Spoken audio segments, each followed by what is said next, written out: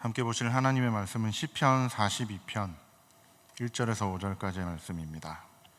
시편 42편 1절에서 5절까지 이 5절의 말씀을 우리 여기 괄호 안에 있는 것부터 1절부터 5절까지 함께 읽으시겠습니다. 시작. 고라 자손의 마스길, 인도자를 따라 부르는 노래. 하나님이여, 사슴이 시냇물을 찾기에 갈급함같이 내 영혼이 주를 찾기에 갈급하니이다. 내 영혼이 하나님 곧 살아계시는 하나님을 갈망하나니 내가 어느 때에 나아가서 하나님의 얼굴을 배울까? 사람들이 종일 내게 하는 말이 네 하나님이 어디 있느냐 하오니 내 눈물이 주야로 내 음식이 되었도다. 내가 전에 성의를 지키는 무리와 동행하여 기쁨과 감사의 소리를 내며 그들을 하나님의 집으로 인도하였더니 이제 이 일을 기억하고 내 마음이 상하는도다. 내 영혼아, 내가 어찌하여 낙심하며 어찌하여 내 속에서 불안해하는가? 너는 하나님께 소망을 두라. 그가 나타나 도우심으로 말미암아 내가 여전히 찬송하리로다. 아멘. 오늘 우리는 회복을 향한 몸부림, 회복을 향한 몸부림이라는 제목으로 하나님 말씀 생각해 보기를 원합니다. 이 시편 42편은 우리가 이 괄호 안에 함께 읽으셨던 것처럼 고라 자손이 지은 시입니다. 고라 자손. 고라 자손이라는 이름은 이스라엘 공동체 안에서 부끄러운 이름이었습니다. 고라, 낯서시죠? 고라 자손은 레위 지파 사람들입니다. 레위의 아들 게르솜, 고핫, 무라리 중에서 고핫은 하나님의 지성물, 법궤와 진설병을 운반하는 일을 맡았었습니다. 이 고핫의 손자가 고라입니다. 민수기 16장을 보시면 고라가 다담, 아비람, 온과 함께 모세와 아론을 거슬러서 하나님을 반역합니다. 우리는 더 이상 모세와 아론 너희를 따를 수 없다. 우리도 레위의 후손 아니냐? 왜 너희 모세, 아론 형제만 그렇게 교만하게 앞장서서 이래라 저래라 하냐? 이러면서 모세와 아론에게 이 고라 자손이 반역을 합니다. 그런데 사실은 모세와 아론에게만 반역한 것이 아니라 그 모세와 아론을 세우신 하나님께 반역한 것입니다. 그래서 하나님께서 이 반역에 대해서 고라를 벌하시는데 땅이 갈라져서 고라와 그의 가족과 속한 모든 사람과 물건까지도 다 삼키는 일이 일어납니다. 민수기 16장 31절 32절 말씀을 우리 화면을 보시면서 함께 읽으시겠습니다. 시작. 그가 이 모든 말을 마치자마자 그들이 섰던 땅바닥이 갈라지니라. 땅이 그 입을 열어 그들과 그들의 집과 고라에게 속한 모든 사람과 그들의 재물을 삼키매. 고라에 속한 모든 사람이 죽었습니다마는 이 시편 42편을 누가 지은 노래라고요? 네, 고라가 지은 노래라고 기록되어 있습니다. 어떻게 된 일이냐 하니까 하나님의 일을 감당하다가 고라 당이 되어서 하나님께 반역했던 어른들은 다 매몰되어서 죽었습니다마는 이 어른들을 따르지 않았던 고라의 어린아이들은 하나님께서 살려두셨습니다. 그렇게 살아남은 고라의 자손들은 조상들의 범죄 때문에 이스라엘 공동체 안에서 상처를 안고 자라게 됩니다. 그리고 어른이 되어서 다시 하나님의 일을 하게 됩니다. 원래 고라 자손들은 성막에서 가장 중요한 법궤를 운반하는 일을 했습니다. 하지만 반역으로 몰살 사건이 있은 이후로 고라 자손들은 성막 문지기로, 잔향대로, 전쟁의 용사로 살게 되었습니다. 하나님의 편에서 보면 법궤를 옮기는 일이나 성막 문지기나 다 귀하고 아름다운 일이지만 이것은 하나님의 시선입니다. 하나님의 시선은 그러하지만 사람들의 시선은 달랐습니다. 고라와 그의 식구와 그의 모든 소유가 하나님께 반역했기 때문에 죽임을 당했으니 이스라엘 공동체는 살아남은 고라의 자손들을 더 이상 고운 눈으로 보지 않았습니다. 고라 자손의 입장에서 이 문제는 자기들이 어떻게 할 수가 없습니다. 조상들의 반역을 후손들이 어떻게 한다고 해서 되돌릴 수 있는 것이 아니지 않습니까? 큰 상처를 품고 있었지만 고라의 자손들은 꿋꿋이 살아계신 하나님, 도우시는 하나님, 능력의 하나님을 바라는 믿음으로 살았습니다. 비록 이제는 전과 같이 좋은 옷을 입고 법궤를 옮기는 중요한 일, 고상한 일을 하지는 못하게 되었지만 성막 문지기의 일과 예배를 돕는 여러 가지 허드렛 일을 하면서 하나님을 바라며 하나님을 구하며 최선을 다해서 믿음으로 살려고 발버둥 쳤습니다. 보통 여러분, 우리가 문제에 맞닥뜨리게 되면 그 문제에 집중하기 마련입니다. 하지만 오늘 시편을 노래한 고라 자손은 문제가 아니라 갈급함에 집중합니다. 문제가 중요한 것이 아닙니다. 그보다 우선은 얼마나 하나님을 찾는 갈급함이 있는가, 얼마나 하나님을 바라는 갈급함이 있는가, 얼마나 하나님으로 채워지기를 갈망하는 그 갈급함이 있는가입니다. 하나님께서 우리 앞에 문제를 허락하신 이유가 여기에 있습니다.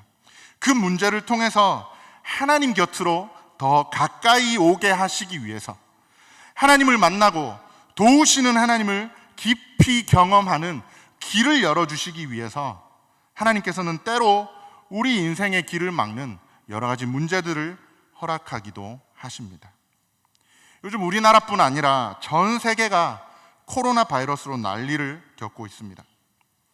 우리나라는 감염을 막는다는 구실로 예배를 제한하고 어떻게 해서든 국민들의 분노가 교회로 향하도록 하고 있는 상황입니다. 예배 제한을 받고 예배당에서 제대로 예배드리지 못하는 이런 일을 갑작스레 겪어보니까 여러분 어떤 생각이 드십니까? 전에 그냥 아무런 제재 없이 일상에서 마음껏 예배당에 모이고 하나님을 예배하던 때에는 이것이 그렇게 귀한 줄 몰랐는데, 별것 아닌 줄 알았는데, 지금 돌이켜보니까 그때가 너무너무 귀하고 소중했구나, 이런 마음이 드시지 않으십니까? 오늘 본문 4절이 그 마음을 잘 나타내고 있습니다. 이스라엘이 바벨론으로 끌려가고 포로 생활을 하면서 이제는 이전처럼 성전으로 나아가 일상의 예배를 드릴 수 없게 되었습니다. 포로가 되어서, 상황이 그래서 여러 예배 드리지 못할 정당해 보이는 이유가 쌓여 있어서 그렇다고 해도 하나님 갈망하는 것을 결코 포기할 수는 없습니다. 그 포기할 수 없는 마음의 기도가 5절입니다.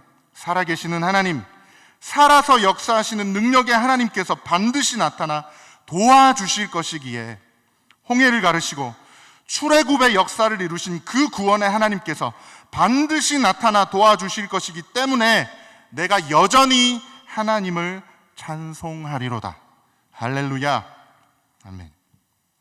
그렇게 하나님을 의지하며 하나님을 갈망하며 기도의 끈을 놓지 않고 몸부림치며 살았더니 하나님께서 고라지파 회복의 증거로 선지자이면서 마지막 사사의 역할을 감당했던 사무엘을 고라지파에서 나게 하십니다.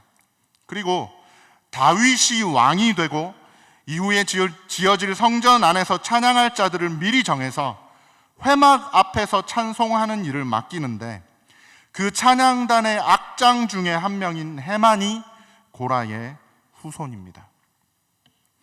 진주조개가 진주를 어떻게 만드는지 여러분 다들 많이 들으셔서 잘 알고 계시지요.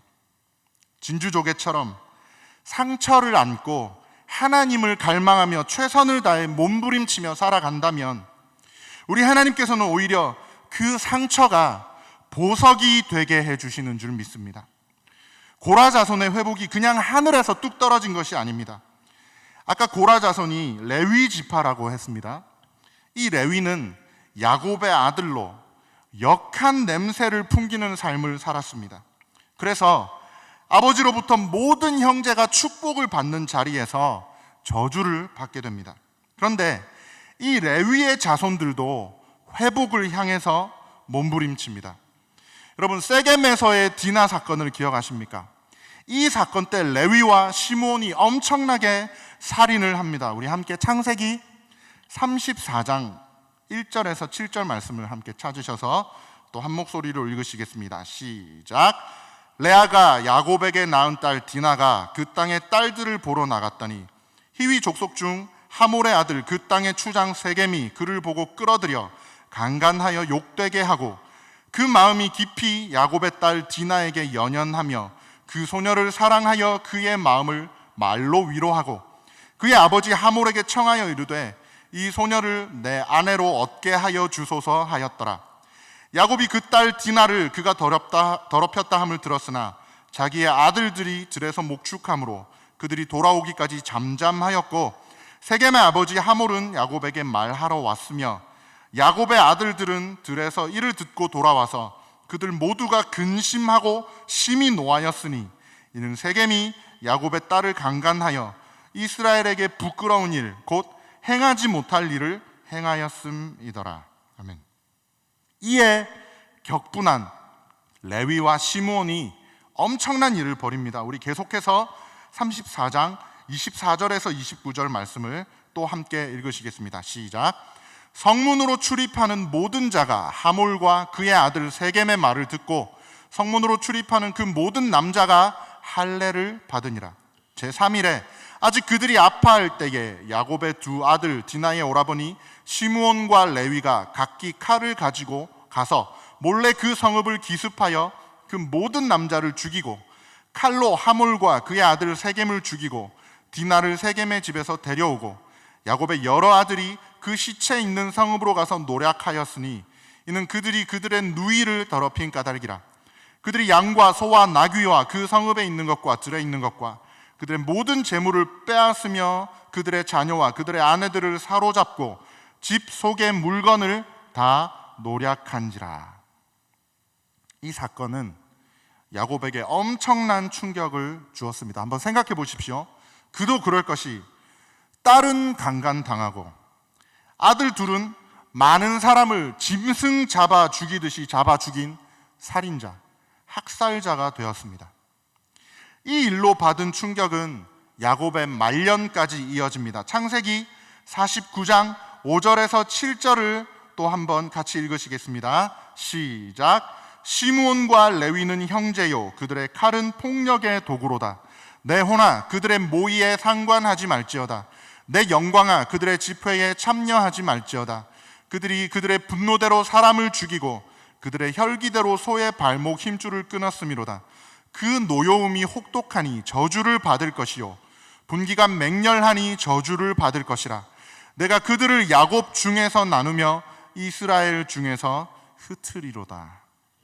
오죽했으면, 여러분, 오죽했으면 야곱이 죽기 전에 유언으로 자기 모든 아들들을 축복하는 그 자리에서 이 두 아들들에게는 이런 저주를 했겠습니까? 시므온과 레위의 죄는 친아버지마저도 저주를 퍼부을 만큼 심각한 죄였습니다.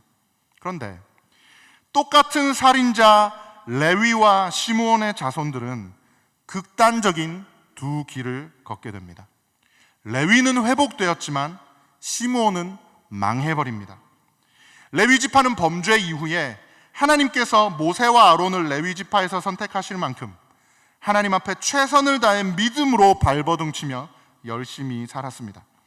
출애굽기 32장 금송아지 사건 때 하나님 편에 서는 지파가 레위 지파였습니다. 또 민수기 25장 시딤의 음행 사건 때 레위 지파인 비느하스가 그 음행하는 남녀를 창으로 꿰뚫어 죽였고 하나님은 이 일로 레위 지파와 평화 언약을 맺으셨습니다. 이 평화 언약을 레위 지파에게 영원한 제사장 직분을 주시겠다는 언약입니다. 이렇게 레위 지파는 회복되었지만 시므온은 신명기 33장에 보면 모세가 죽기 전에 이스라엘 모든 자손을 위해 축복할 때에 그 축복에서 제외합니다. 그리고 나중에는 아예 유다 지파에 편입되어서 시므온이라는 이름만 겨우 남게 됩니다. 귀하신 성도 여러분, 누구나 살다 보면 실수할 수 있고 범죄할 수 있습니다. 또 문제를 만나고 어려운 상황에 놓일 수 있습니다. 그런데 그때에 어떻게 행동하느냐에 따라서, 무엇에 집중하느냐에 따라서 회복하느냐 망하느냐가 결정됩니다. 회복을 향해 몸부림치면서 하나님을 찾고 하나님 베푸시는 은혜를 구하며 거룩한 삶을 살려 집중하느냐 그렇지 않느냐에 따라서 회복되느냐 망하느냐가 결정된다는 것을 우리는 기억해야 합니다. 이 몸부림, 하나님을 갈망하며 거룩한 삶을 살기 위해 발버둥치는 이 몸부림은 우리가 하나님의 축복의 통로로서의 역할을 감당하며 살아가게 합니다. 하나님께서는 하나님의 백성들에게 거룩을 강조하십니다. 나는 너희의 하나님이고 내가 거룩하기 때문에 내 백성인 너희도 거룩하라고 성경 곳곳에서 계속해서 강력하게 우리에게 거룩을 요구하십니다. 거룩한 그 한 사람이 한 민족을 살리기 때문입니다. 아브라함도 그랬고 야곱도 그랬습니다. 요셉도 그렇습니다. 요셉이 애굽의 총리가 되니까 애굽 사람이 복을 받았습니다. 그리고 애굽 사람뿐만 아니라 온 이스라엘이 복을 받게 되었습니다. 대한민국 건국 대통령 이승만도 마찬가지 아닙니까? 내가 복 받고 또 나 때문에 내 주변이 복 받기를 원하셔서 하나님은 그 백성에게 거룩을 요구하십니다. 코로나 때문에 예배가 제한받고 교회가 코로나를 퍼뜨리는 주범인 것처럼 되어버린 이 시대에 성도는 무엇보다 하나님의 얼굴을 구하는 삶, 하나님을 바라는 삶, 하나님께서 원하시는 거룩한 삶을 살아내어야 합니다. 우리 마지막으로 오늘 본문 시편 42편 10절과 11절 말씀을 함께 읽으시겠습니다. 시작. 내 뼈를 찌르는 칼같이 내 대적이 나를 비방하여 늘 내게 말하기를 네 하나님이 어디 있느냐 하도다. 내 영혼아 네가 어찌하여 낙심하며 어찌하여 내 속에서 불안해하는가. 너는 하나님께 소망을 두라. 나는 그가 나타나 도우심으로 말미암아 내 하나님을 여전히 찬송하리로다. 아멘. 무언과 충돌이 있을 때마다 과거의 일을 들추면서 네 하나님이 어디 있느냐, 네가 살아계시는 하나님을 섬겼더라면 어떻게 그렇게 하나님을 반역하며 범죄할 수 있었겠느냐 하는 사람들의 조롱에 고라 자손 살아남은 자 중에 이 시를 쓴 사람은 이렇게 신앙의 고백을 하였습니다. 내 조상의 죄가 어떠했든지 또 내 실수가 어떠하든지 내 죄악이 어떠하든지 그것과 상관없이 여전히 나를 사랑하시고 회복시키시는 하나님을 갈망하는 것으로 고라 자손은 겸손하고도 맹렬하게 거룩을 향해 몸부림쳤습니다. 이 몸부림을 통해 고라 자손은 회복시키시는 하나님을 경험할 수 있었습니다. 상처를 안고 거룩을 향해 몸부림치며 살았던 고라 자손들처럼 또 살인을 하고 아버지로부터 저주받기까지 했지만 결국 회복된 레위 자손들처럼 내 자아를 죽이고 내 옛사람을 죽이고 죄에서 돌이켜 겸손히 하나님을 찾고 바라는 것으로 날마다 회복되고 새롭게 되어서 하나님의 거룩한 백성으로 살아가십시다. 하나님을 찾고 거룩과 회복을 갈망하는 몸부림으로 도우시고 고치시고 평안 주시고 회복시키시는 하나님을 날마다 경험하고 누리고 자랑하고 선포하는 복된 우리 모두가 되시기를 존귀하신 우리 주님 예수님의 이름으로 축원합니다. 아멘.